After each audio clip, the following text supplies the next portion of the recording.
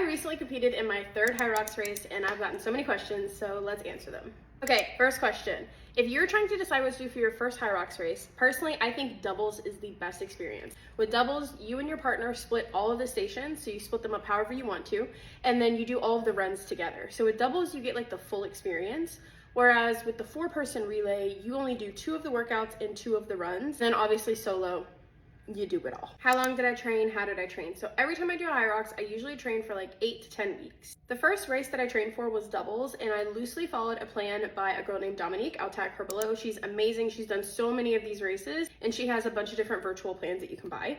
And then most recently for solo, I was also training for a marathon, so I used ChatGPT to help me kind of create like a combination plan. So I train mostly at a gym. I go to Crunch, which is like a commercial gym. There's different locations all over. The one piece of equipment that they don't have that's in Hyrox is the skier. The first time I did Hyrox, when I did doubles, I'd only practice on the skier like 3 or 4 times because I didn't have one readily available to me. So don't stress too bad about like needing all of that equipment. But my caveat is that I do think it's worth it to sign up at like a Hyrox affiliated gym, even if you just go less than 5 times, to get that feedback on your form and to like be in that type of environment. If you're in Atlanta, I highly recommend Union Performance Academy. I got to go there plenty of times. Kenny is amazing and their whole team will definitely get you ready for Hyrox. Okay, now personally, I feel like Hyrox training and marathon training go really well together. I think they complement each other really well, but I think it needs to be towards the beginning of your marathon training. So towards the later half of my training and overlapping with Hyrox, it did get harder because on the weekends I'm having to run 10, 12, 14 miles in addition to my Hyrox training. But earlier on in your marathon training, when you're only running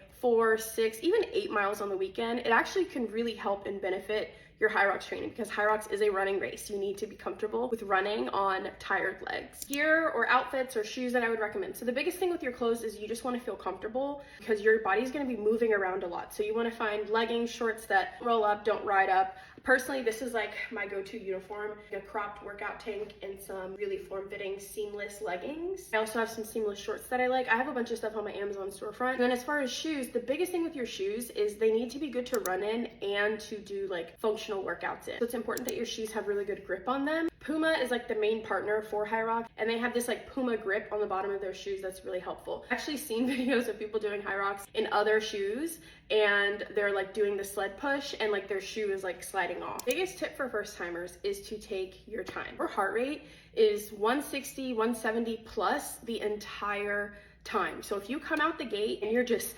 flying on the skier, you're going to burn out and you're not going to make it. And I think also on that note, there is no time limit. That's the beautiful thing about Hyrox. I think it makes it so accessible for people. Okay, that's all I got. Let me know if you want a part 2.